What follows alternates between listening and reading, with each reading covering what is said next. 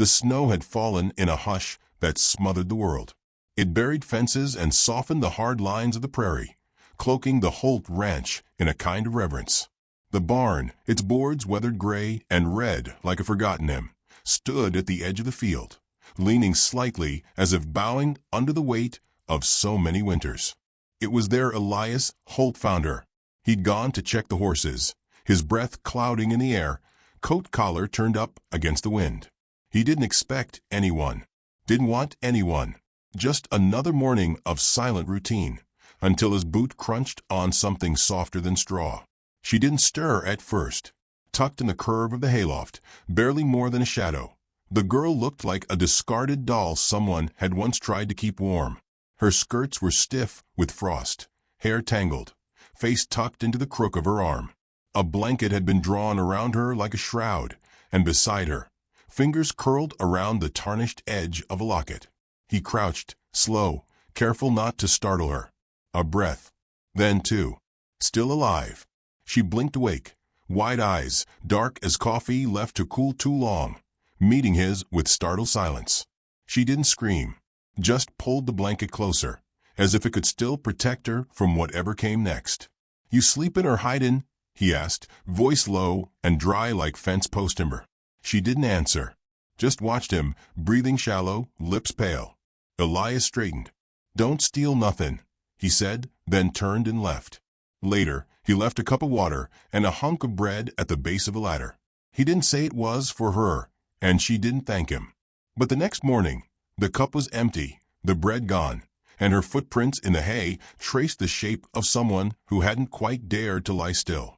It was 3 days before she spoke. "I wasn't running. I was walking," she said, voice hoarse as cracked leather.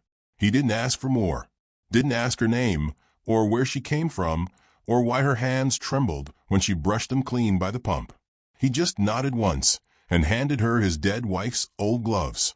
Elias Holt had learned long ago that people either stayed or didn't. It had been 2 winters since the fever took Mary. He still kept her dress folded in a chest by the hearth, still cooked too much cornbread, still waited for a second chair to be needed, even though it never was. Until now.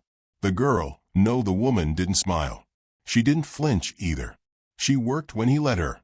Swept the barn, fetched water, hung wet wool to dry without being asked. She walked with a limp, subtle but telling, favoring her right side. He noticed. He said nothing. The wind howled that week, low and mournful. Snow piled against the windows like unspoken grief. Finn, Elias's nephew, came by with a satchel of nails and a story about a badger under the church steps. He saw her and blinked. "Is she your wife?" "No," Elias said. "She got a name?" The woman didn't speak, just looked down at her raw-knuckled hands. Finn, barely 9 and already all knees and curiosity, offered her the rock he kept in his coat pocket. "This one's lucky," he whispered. "It's got gold in it, I think." She didn't smile, but her eyes softened. She accepted the rock. That night, Elias lit the fire early. The kettle steamed. Outside, dusk fell heavy over the plains, and a quietness settled between them that felt like something sacred. He saw her studying a torn envelope she kept folded in her coat. The name on it, smudged but still legible, was addressed to a George Tannen. "You lost?" he asked. "No," she said. "Just not where I was supposed to be." It was the most she'd said in days. He didn't press, but he knew the name. Everyone in town knew George Tannen. Handsome enough, smug as wet paint, recently married to a banker's daughter. He'd once told Elias the mail-order bride he'd written to wasn't worth the train fare. Elias didn't repeat that to her. The next morning, he found her outside, kneeling beside the barn. Her fingers were in the snow, shaping something. Small animal tracks, maybe. When he stepped closer, he saw it was a child's name, traced in the frost. "Lena." "Yours?" he asked. She didn't look up. "Would have been." He said nothing. Snowflakes drifted between them, soft as sorrow. That evening, he brought in extra firewood. She didn't speak, but she made cornbread from scratch. Burned the first batch. He didn't mind. The town started whispering soon after. The woman sleeping in Elias Holt's barn wasn't the kind of story a place like Dry Creek knew what to do with. Was she fallen? Widowed? Crazy? Some said they saw her at the depot weeks ago, sitting on her trunk until sundown. Some swore she'd been crying. Some said she never blinked at all. The preacher's wife clucked her tongue. She should be sent along to the mission. Not decent for a woman to live with a man like that. When Elias heard, he didn't respond. He just bought extra coffee beans at the general store. By then, the woman had found the rhythm of the place. She fed the chickens, repaired a broken hinge, let Finn read to her from a picture book about riverboats and raccoons. She never asked to stay. She never asked for anything. And that's what started to gnaw at Elias most of all. People who didn't want things, they were the ones who'd already lost too much. One night, wind battering the windows, Elias stepped out to check the barn doors. The snow had started again, falling thick and fast, the sky a curtain of white. That's when he heard it, a distant sound. Hooves. A single rider. The figure didn't come close. Just lingered at the far end of the fence line, watching the barn, watching the house. Elias stood still, the cold biting through his coat. The rider stayed a minute more, then turned and disappeared into the storm. He went back inside, quiet as ever, but he checked the rifle near the door, loaded it, set it down again. In the loft, the woman was asleep, hands still curled around that battered locket. And outside, snow kept falling, soft as breath, burying whatever story had ridden past. Not gone, just waiting. Elias found her one morning beside the pump, her hands blue with cold, trying to coax a stream of water through a cracked handle. She worked silently, lips pressed tight, as if daring the metal not to freeze again. When it did, she struck it once with the side of her fist, a quiet flare of frustration that vanished as fast as it came. "You'll break your hand before you get it moving," Elias said from behind her. She turned, not startled, but wary. Her cheeks were flushed from the wind, eyes dark with sleep she hadn't gotten. She held herself with a pride too weary to be stubborn. "I'm used to doing things the hard way." That was the first day he let her come inside. She didn't warm to the house easily, moved like a guest who expected to be corrected. She never sat without being offered, kept her coat on near the fire. Her presence was quiet, but it filled the space like perfume lingering in the air, unasked for, but undeniably there. Elias cleared a drawer for her things. She didn't use it. The town caught wind of her sooner than he'd hoped. Dry Creek was the kind of place where stories traveled faster than writers. The general store clerk, a boy who shaved once a month and thought it made him wise, leaned across the counter when Elias came in for coffee. "That the girl who came for George Tannen?" he said, voice low, conspiratorial. "Heard she waited at the depot like a statue. Real sad case." Elias didn't answer, just counted his coins and left. Amelia, as she finally told him her name to be, Amelia Bell, confirmed the tale in pieces. George Tannen had written her a dozen letters. Promises about land and warm stoves and 2 rocking chairs on a porch. She'd taken the train from Illinois, worn her best dress, waited until the sun went down and no one stepped off a wagon to claim her. The station master had told her George was already married. She walked 30 miles west with frostbitten toes and a stitched-up hope so stubborn it refused to die until she found Elias's barn. "I didn't come to steal anyone's life," she said that night, folding laundry she'd insisted on washing. "I just thought someone had made a place for me." She didn't cry when she said it. She didn't even look at him. She smoothed the shirt flat on her lap and kept folding. He wanted to ask what she would have done if she hadn't found the barn, but he already knew. She'd have kept walking until she fell. Amelia wasn't a woman who collapsed. She endured. The town, of course, didn't care for nuance. Old women wagged tongues on porches, accusing her of trying to tempt a married man. Never mind that she was the one wronged.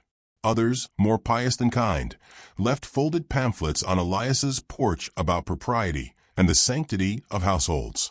Finn, ever fearless, asked her about it outright. "So did you love him?" Amelia looked up from the stew she was stirring. "No." "Then why'd you come all that way?" "I thought maybe he'd see something good in me." Finn frowned. "Elias does." The spoon stilled in the pot. Amelia's eyes flicked to the door where Elias stood, unnoticed, hands still calloused from fencing work. That night, Elias caught her on the back porch, staring up at the stars like they might offer an answer she hadn't dared ask. "I can go," she said, "if the town makes it hard." Elias didn't turn, just lit his pipe and leaned against the post. "They don't feed you. They don't get to send you away." She let out a soft breath. Not quite relief, but close. After that, she began to move differently. Not lighter, she was never light, but steadier, as if she trusted the ground beneath her feet not to shift. She started reading from a battered Bible she kept in her satchel, not for faith, but for comfort. Her voice was low and even, never preaching, never asking anyone to listen. But Elias did, sometimes from the doorway, sometimes from the porch. It wasn't love, what grew between them. It was something older, something made of shared silence and remembered sorrow. One evening, old May came calling, her cheeks pink from a cold, apron dusted with flour. She'd brought a jar of apple preserves and a bundle of wool socks. "Girl like her," May said after Amelia stepped out to feed the hens. "She's worth more than pity. She needs belonging." Elias didn't answer. May narrowed her eyes. "You think you're keeping her safe by saying nothing, but silence don't build a home. It just keeps the doors locked." He didn't like that, but he knew she was right. A few days later, Amelia found the chest in the corner. She didn't open it at first, just sat on the rug and ran her fingers along the edges, tracing the grain of the wood. When she finally lifted the lid, she found the dress folded in tissue. Ivory, lace at the sleeves, yellowed with time. Mary's wedding dress. Elias came in to find her holding it, not like a treasure, but like a prayer. "I didn't mean to," she started. "It's all right," he said, voice rough with something too deep to name. "She must have been beautiful." She was. Amelia folded the dress again with reverent care. "I never wore one," she murmured. "Not even once. Closest I came was a white ribbon. My sister tied it for me. Said it'd make me look like I belonged to someone." The words hung in the air, weighty and unspoken. "You don't have to wear white to belong," Elias said, and left the room before he could say more. That night, she lit a small fire in the hearth, burned the last letter George had ever sent, watched the words curl into smoke and disappear. It felt like claiming something back.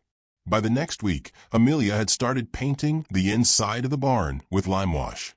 Said it brightened the place. Elias didn't argue. He brought her more paint. He liked watching her shoulders loosen as she worked. Her hair tied back in a red ribbon Finn had found in the pantry drawer. It was a quiet sort of transformation, nothing sudden, nothing loud, but it stayed. Then, just as the thaw began, George Tannen's wife came knocking. Elias saw the buggy first. Dusty, wheels rattling on the dry road, the mare limping slightly. The woman who stepped out was young and pregnant, her dress too fine for travel, her hair in loose curls pinned with trembling hands. "I'm sorry," she said before anyone asked. "I didn't know where else to go." She looked past Elias to Amelia, standing at the edge of the yard, a broom in her hands and a question in her eyes.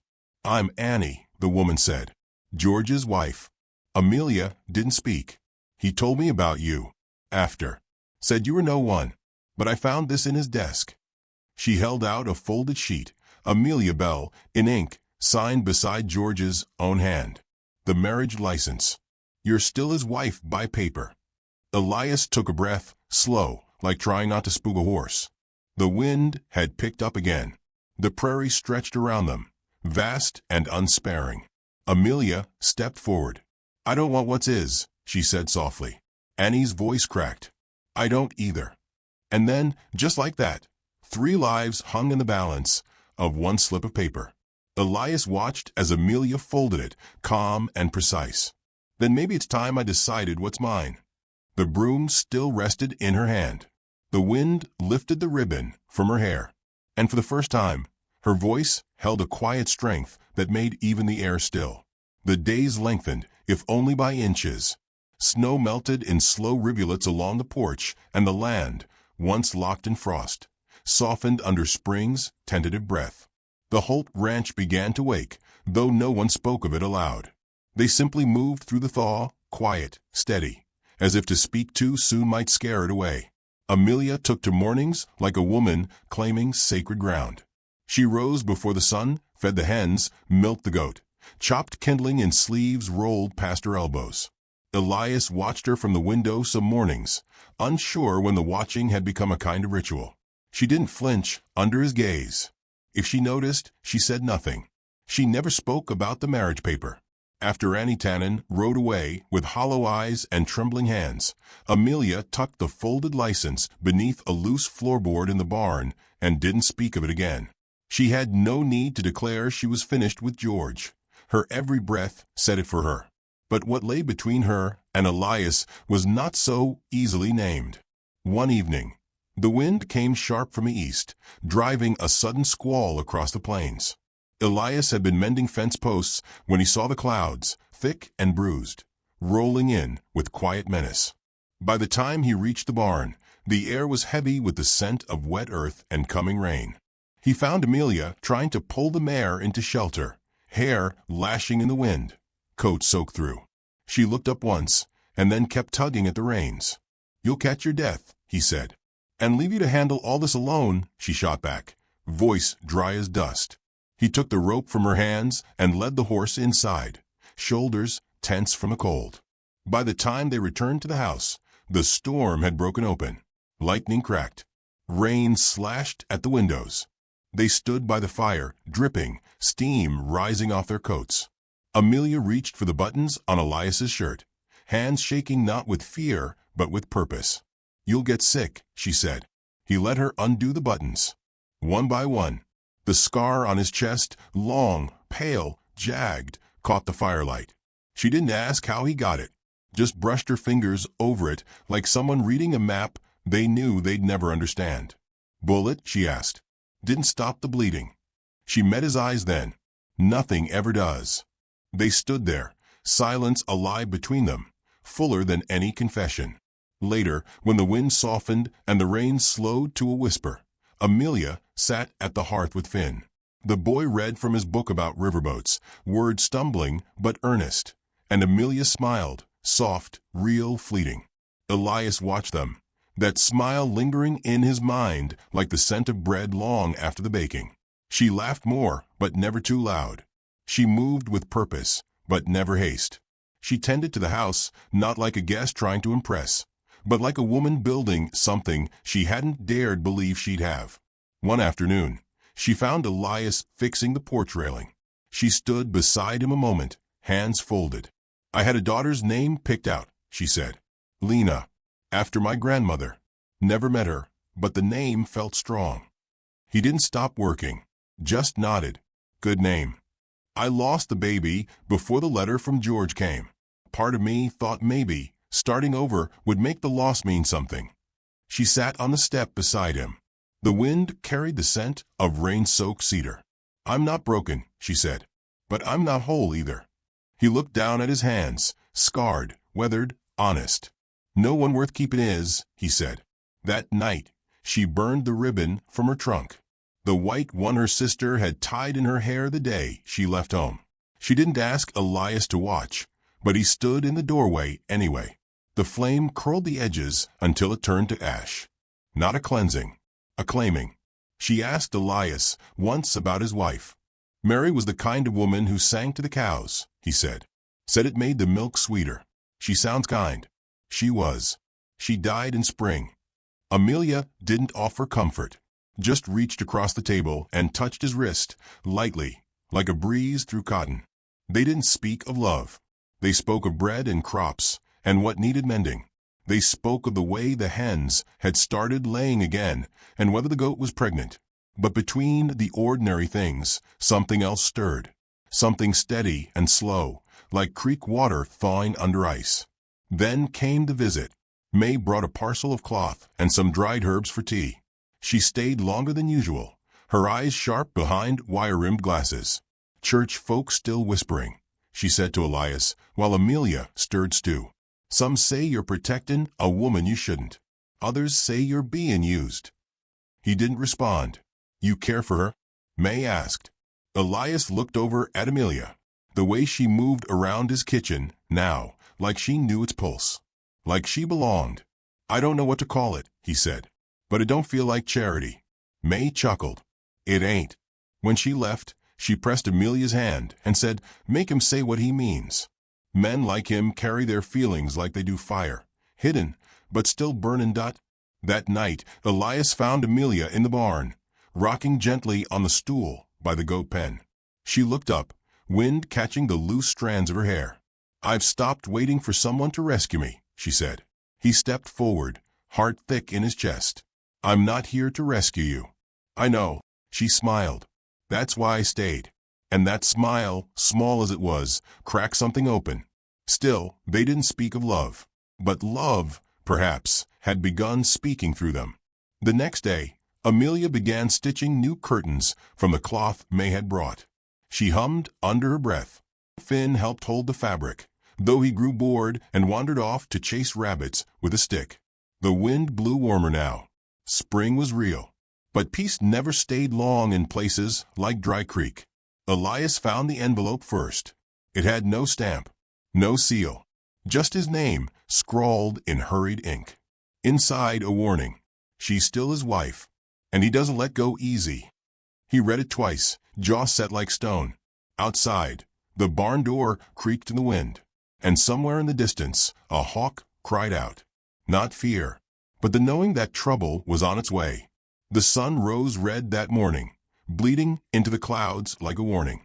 Elias stood on the porch, mug in hand, eyes narrowed at the horizon. The wind carried the scent of dust and something else, something harder to name. In the stillness before the town stirred, he knew it. Peace had ended. Amelia found the letter on the kitchen table. Her name, inked in a slanted hand she didn't recognize, trembled against the paper as she read it. Not a threat, not quite, but a reminder.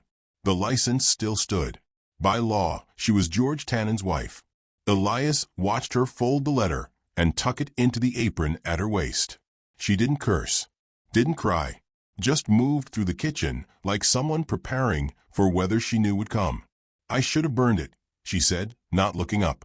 It wouldn't matter, Elias said. He'll make noise now, no matter what you do. That day, they went into town for supplies. The general store was full of eyes.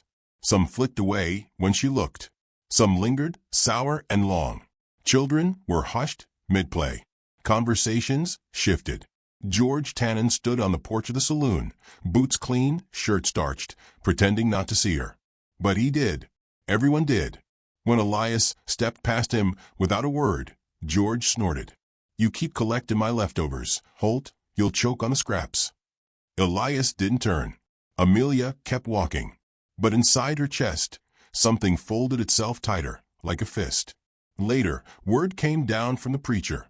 Amelia was no longer welcome in the women's Bible circle. May, bless her iron heart, stood up and walked out too.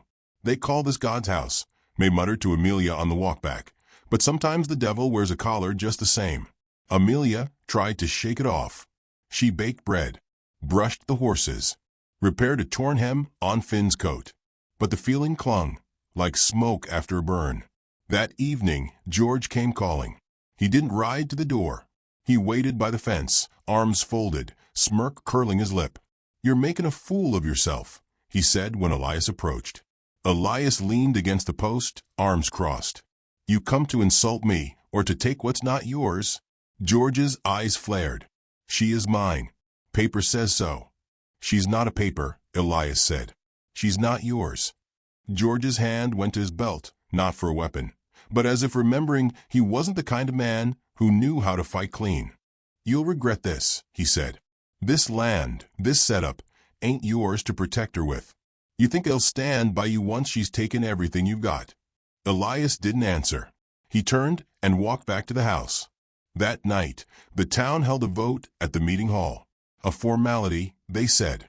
About land rights, about moral appearances, about the propriety of arrangements. Amelia stayed home. May brought back the word. The vote had passed. A recommendation was made to the local circuit judge. petitioning to annul Amelia's presence as unlawful occupation of property still tied to a married name. "They mean to scare you," May said, "but that don't make it less real." The news broke something open in Elias. He sat long into the night, hands still, fire low. Amelia found him there just before dawn. "You don't have to fight this," she said. He looked at her, eyes dark with something ancient and bruised. "It ain't about law. It's about dignity." She stepped closer, her voice soft.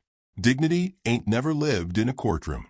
He wanted to tell her that he'd stopped believing in right and wrong when Mary died, that only kindness seemed to matter anymore, and that whatever name Amelia carried, whatever mistakes or ghosts trailed her, she had become the quiet center of his days. But he didn't say any of it. Instead, he rose and opened the drawer where he kept the deed. She watched him trace the edges of it. Then he set it down and left it there. By dusk, the wind shifted, thick with the scent of oil. Wrong. Amelia was the first to smell it. "Something's burning," she said, stepping out onto the porch. The barn. By the time they reached it, flames were licking up the walls, swallowing the beams like kindling. "Finn," Elias choked. The boy had been playing out back with a slingshot. Amelia didn't wait. She hitched up her skirts and ran in. Elias screamed after her, hard a hammer in his ribs, but she was gone.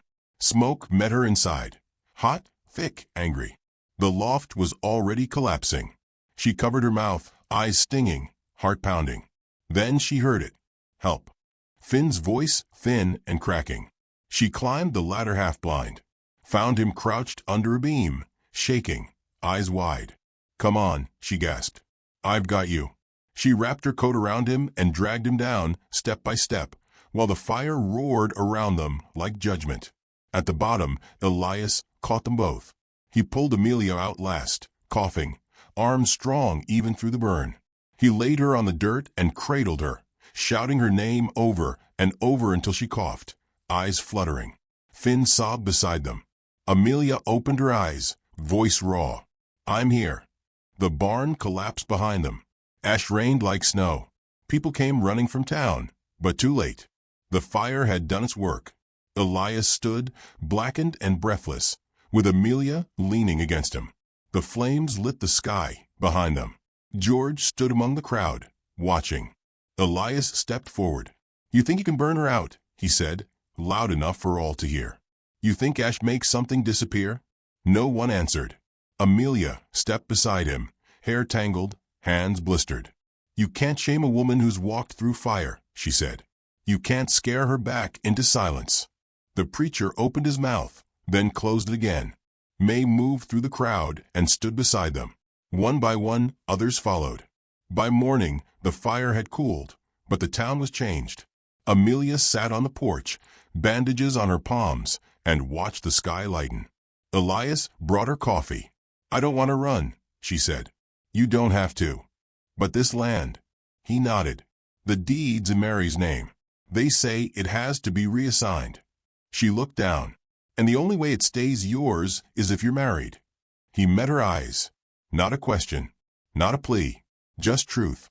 She set her cup down, slowly. "I never wanted to be a wife to survive," she whispered. "I wanted to be one because I was seen." "I see you." The fire crackled low. The sun rose. And far off, on the edge of town, a letter waited in the hands of a marshal, one that would decide whether the land stayed with Elias Holt or was taken back by law. But in that moment, the question was no longer about land. It was about what two people were willing to claim. Amelia left before dawn. No note, no noise, just the hush of footsteps across wood, the soft sigh of the door closing, the scent of coffee she didn't drink left lingering in the kitchen.